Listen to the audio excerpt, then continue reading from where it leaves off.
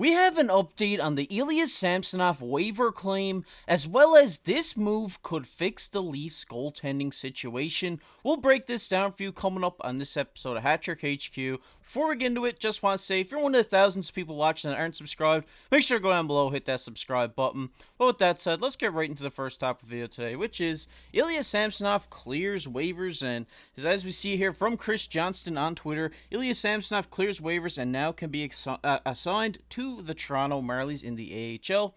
And we also see here, assuming Samsonov clears waivers, this was yesterday, he will be assigned to the Marlies, but not expected to dress. He will focus on work with goalie coaches and support staff. Reset week for him, and they will evaluate him when the Leafs return from the trip. And we take a look here. It says Samsonov will stay back in Toronto and work with staff in an effort to rediscover his game. He'll technically be on the Marlies roster as the club needs to make room for Hildeby, but there's no plan for the goaltender to play any AHL games. And they say here it's just a continuation of what's been happening here, but it's removing him from the situation to focus solely on himself and his game. And he also go on to say here, in December he's had a 1-1-3 record with an 828 save percentage. And from what Sheldon Keefe says here, from my perspective, he's a good goalie and he has played a lot of good hockey for us. And we have to do all we can try to get him back. And he says that would be the plan. And Mark, obviously, there's a lot of information to take in. I think this is a great move of what the Toronto Maple Leafs organization is doing here. Letting this guy stay back in Toronto while they go on their road trip to try to find his game, try to find himself again. And I really hope that this works out for Ilya Samsonov. Yeah, the big thing with the waivers, it was kind of a win-win. I mean, Samsonov has been performing. You just put the numbers up just from this past month. So if they did lose him, obviously they lost out on a guy that they had a lot of expectations for. But you did clear about 3.5 million in cap. Obviously, this didn't happen, and that's also a great sign too. I mean, this guy showed potential last year into the playoffs. He lost his footing this year. He hasn't been able to just get any momentum going. His confidence is at an all-time low. So this week being spent in Toronto, he can spend it with his family, spend it with the coaches, the goalie staff, whatever it takes, just to get his just mind back in place. He can be reevaluated in a week if it comes to the point that he isn't back to his normal self. You bring him up and he still continues to struggle. This is a contract that is tradable. I know a lot of people say no one's going to take this contract on, but when you do look at it, it's a 1 year deal, $3.5 million. We've seen goalies with this type of cap hit be traded. I know when we did trade Peter Mrazek, that was a multi-year deal. The Leafs moved a first with him and got a second round pick back. So the Leafs could obviously trade Samsonov off in a bigger picture to get another goaltender, use that $3.5 million in cap hit. And obviously, if all things work out perfectly, then you don't need to do this because he will find his footing, get his groove back, maybe make it back after the California trip. They'll put him in for a game here and there.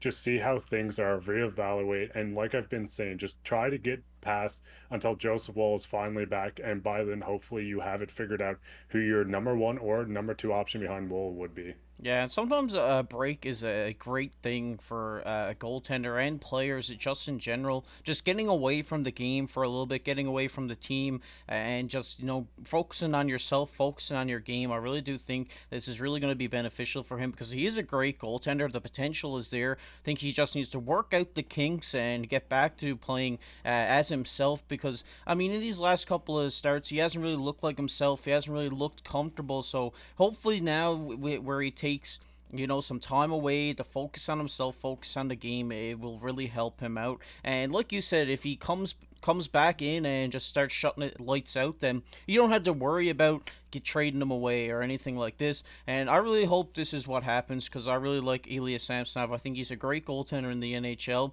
and getting him away from the media attention right now, getting him away from all the hate from Leafs fans, I really think is going to help him out in the long run. Yeah, that's the big thing. It's just getting that confidence back. I know the biggest issue that I've noticed, and a lot of people have noticed as well, is just his position. And it seems like he kind of loses sight where he is in the net. A lot of the time, he's kind of flailing around, just trying to get his positioning back. He's always just a tad out of that position. I know we've seen this with Mrazek as well. It was a little worse with Mrazek look because it honestly felt like he didn't know where his goalpost was. He'd think it's to his left and he look and then the boards are on his left and he's that far out of net. Samsonov hasn't been this bad. I do think he is a great goaltender in a major slump right now, and just working on the positioning, get his mental health right, working with therapists, coaches, whatever it takes. Hopefully this guy can get back in the Toronto Maple Leafs jersey, and if not, I think this is a very tradable contract, especially when you put a few prospects or picks with it into a bigger scheme of a new goaltender or whatever it might be. Yeah, I really hope he figures this stuff out as well. I really hope the best for him here during his time in Toronto. I really hope that he finds himself and comes back great. But we're going to get into our next topic, which Mark kind of alluded to, is this could fix the Leafs. Potential moves or signings that could fix the goaltending situation right now. And as we take a look at the number one goalie on the market right now, I would say, in John Gibson of the Anaheim Ducks. He's 30 years old right now. He was on the fridge of a Vezina trophy back in the day, and he has made it to the Western Conference Final in 2017. And he said, if you're the Leafs, are you buying the bounce back of John Gibson? They say Gibson still has another 3 years left on his contract with a cap hit of $6.4 million. Would a rebuilding Ducks eat half of the deal, and if so, at what price? And what would Toronto have to give up? Would they have to give up future assets, prospects to bring this guy in? But Gibson coming in at $3.2 million cap space for the foreseeable future wouldn't be half bad, especially with Woll making relative of $766,000 again next season. The Leafs could send Samsonov on his expiring contract back to Anaheim, and they say it's a spicy meatball, this situation. And as we see here, from John Gibson this year, he's posting a .904 save percentage with 7 wins in 24 games played. And as you see throughout his career here, he's been a great goalie. A .912 save percentage through 455 games with 187 wins, 24 shutouts. And obviously, Mark, if you're a fan of the NHL, you know John Gibson. This guy has been a solid goaltender in the NHL for a long time. I really do think if Anaheim could take half retained on his contract right now, Toronto could really get this guy, and it could really work out for them. So you look in this two ways. If the Leafs aren't comfortable with Joseph Woll and Martin Jones on being the two goalies going this year, or if you're maybe not comfortable on Joseph Woll coming back and continuing how he was playing, they could look for that number one option, and John Gibson would be the guy.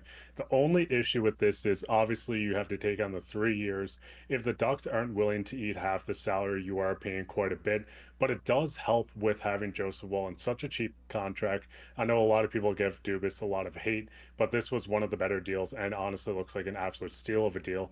So if you could get John Gibson, you are battling against other teams with the Devils, the Oilers. There's so many teams, even the Hurricanes are going to be in on this mix. If John Gibson is put on the market and said, hey, we want him gone by deadline, you're going to have a lot of people calling his phone. This is because this guy is an absolute workhorse. We've seen John Gibson over the years. He's been on a Ducks team that is honestly terrible defensively. Last year, I believe it was the worst defensive metrics from defensemen and a team in a whole that we've seen in the past 10 years. So Gibson on a team that is better defensively, a high scoring team, just a team that can win more. I think he would flourish. I think he would look perfect on the Leafs. This is a guy that can bail you out. We've seen Ducks games where the Ducks maybe won 3-2 or 2-1, and Gibson's back there with 43 saves. This guy can play back-to-back games, and at 30, it's not too old when it looks at the goalie market. I mean, you look at a lot of goalies don't come into their own until 26, 27, around this range. So he is in the midst of his peak. The last year of it, you might get the decline of John Gibson, but overall, I'd be comfortable with him, and I think this is a guy that, if available, and you're not bidding on a war with 4 or 5 other teams, I think the Leafs need to look at him, and I think he'd be an excellent inquiry. Yeah, I definitely have to agree with you. Obviously, John Gibson, like I said, is one of the great goaltenders in the NHL, and bringing him in to play with a guy like Joseph Woll is only going to help out his development as well. You have a guy who's been in the league for a long time, mentoring a young guy in Joseph Woll, teaching him how to improve his game as well. I think will work out beneficial in that sense. And it'd be great to see if they kind of pull off a little two-goalie tandem like Boston's doing with Ullmark and Swayman right now. You'd have, Gibson and Woll, rodding it out, playing the hot hand, and I really do like this trade for Toronto. The only thing that probably would take them out of contention is if a team can take on Gibson's contract fully and they won't have to retain any cap space. But I really do think that Toronto and Brad Treliving will be active on this. I just don't think he'll give up way too much to bring in a guy like this. I think if you bring Gibson in, it'll be a great deal. Yeah, because like you said, they're going to be bidding against teams. We've seen them lose out on Sidorov to the Vancouver Canucks because the Canucks could take that full cap hit. So if the Leafs are calling and saying, hey, we need you to eat 50, 40%, whatever it may be, and another team calls and say, hey, we only need 10% taken off. Obviously, the Ducks don't want to be stuck with this cap. I mean, they're not going to be contending for a Stanley Cup anytime soon. They might be battling for the playoffs within the next 2 to 3 years. So they don't want to have this 3 million just kind of eaten away, not on their salary that they can use on other players. So, like you said, if a team calls and they can take the full contract, I think that's where he ends up going. But yeah, if they could offer Samsonov maybe a pick, maybe a roster player, Nick Robinson, just to give him a fresh start in a top six with just a fast paced, fun team with the Ducks, I think he could fit in perfectly there. And, just offer what you can. You don't want to overpay for a guy like this, but if you can get him, I think it'd be perfect. Yeah, I definitely have to agree with you. But we do have a backup plan option here, and that is Yaroslav Halak. At 38 years old, is now a free agent still. And they say Wood Halak, he's been a more than a competent goalie for a long time. He's had great showings in his career in Montreal with the Islanders. He's been a great goaltender all around the NHL. And they say here the question is there's a number of questions surrounding Halak, which one of them is has he passed the point at 38 years old of being a great goaltender in the NHL? Would he be willing to come on board as a number 2 or number 3 for the Leafs? And does it do anything meaningful for the Leafs goalie situation right now? And as we take a look at Halak, like I said, this guy's a league vet, 38 years old, has been playing phenomenal hockey. The last time we seen him last season with the Rangers, he did put up 10 wins, 9 losses with 5 games going to overtime, and he put up a .903 save percentage. So I think, Mark, in my eyes, I think this guy's still an NHL goaltender. I think he's playing great hockey this last season, and I really do think maybe giving him a shot to come into the Leafs if Brad Treliving and the Leafs really do feel like they need to make a move at the goalie position, don't really want to make a trade, just want to bring in a guy. I really do think Halak is the option that they go to. So, like, I kind of talk about the whole Martin Jones can't be a starter and all this. He did have, I believe it was 29 wins last year for Seattle. So, this is a guy that is capable of putting up wins. So, if Joseph Woll, say, comes back, plays incredibly, Samsonov doesn't find his footing, and he's in the AHL, or if they terminate the contract, trade him off, whatever that may be, just say Samsonov is never going to be in a Leafs jersey. And I don't mind signing Halak as a third option or maybe second if one of the guys go down. He's a veteran goalie. He knows what it takes to win in this league. He's been around. Yes, 38's old, but if you can bring this guy in on a very cheap cap kit of, say, 800K, 900K, something you can fully bury in the minors. Like I said, if you lose Samsonov, why not bring in this guy and have that third option instead of relying on Hildeby or a guy like Petrozelli? You'd rather have this veteran that has the experience to be the third option that can come in and pinches, maybe play back-to-backs if another goalie's dealing with something. So I think the worst case scenario, Halak would not be that bad of a situation. I think he, like I said, he could be a great goaltender, mentor guy, and just come in and be the third option and just bring the veteran presence to this team. Yeah, I definitely have to agree with you. I know a lot of people watching this video, a lot of Leafs fans will look at the age and be like, oh, we don't want this guy. But you look at Marc-Andre Fleury at 40 years old, he's still pulling it off in the NHL, so why can't Halak do it? I really do think if they, like I said, if they feel like they need something to happen at the goalie position, I think this might be the route they go in. Maybe they send an offer at Gibson, and if they can't get Gibson, maybe they fall back on a guy like Halak, because I really do think that this could be a great option for the Leafs if they do see fit. But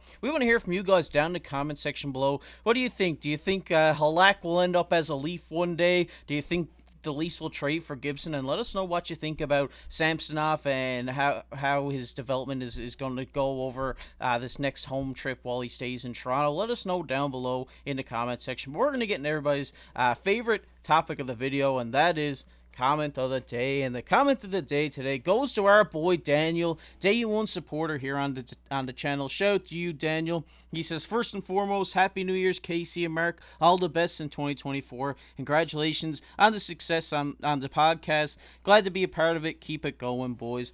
Shout out to you, Daniel. Really hope you have a great 2024 as well. I know you're going to be here because you're here every day. You're one of our biggest supporters, and you really can't put into words how much that means to me and Mark. But if you guys enjoyed this video, make sure to go down below, hit that like button, hit that subscribe button. We're trying to hit 3,000 subscribers, so really appreciate it if you went down below and hit that subscribe button. But if you enjoyed the NHL, make sure to check out this video we did on the Leafs earlier today. But as always, I've been your host, KC, alongside my co-host, Mark Pye. Keep your stick on the ice.